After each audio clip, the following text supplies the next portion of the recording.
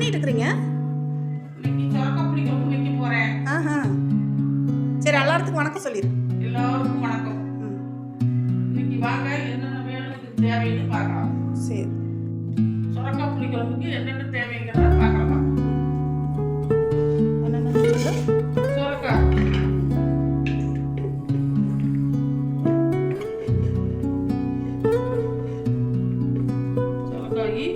தக்காளி 2, தக்காளி, வெங்காயம், பூண்டு, கருவேப்பிலை இதெல்லாம் முழுசா போடலாம். மஞ்சத்தூள், கொஞ்சமா மஞ்சத்தூள் சேர்க்கணும். கொஞ்சம் மஞ்சத்தூள், சாம்பார் தூள், காரத்துக்கு ஏற்ற அப்புறம் உப்பு வேணுமா?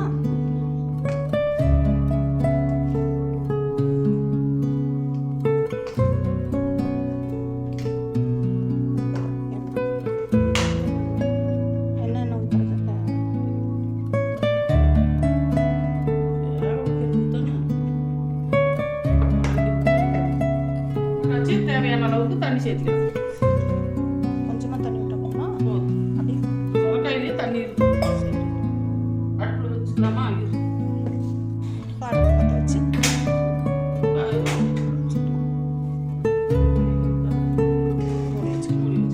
எவ்வளோ நேரம் வேணும்? வேகத்து ஒரு 5 நிமிஷம் வேணும். சரி. இதுக்கடையில் கொஞ்சம் எலுமிச்சங்காயத்தோட புளி வரும். சரி.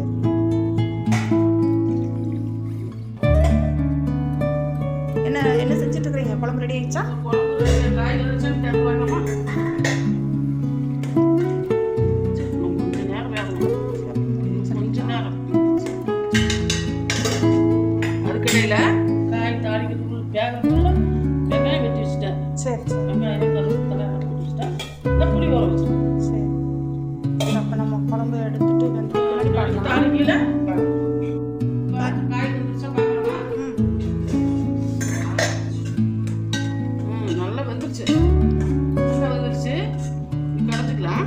சரி. இந்த மாதிரி நல்லா குத்தி குத்தி கடைஞ்சிட்டோம்னா நல்லா இருக்கும். சாப்பாட்டுக்கு, சப்பாத்திக்கு எல்லாத்துக்கும் சாப்பிடலாம். நல்லா இருக்கும் சொரக்காய்.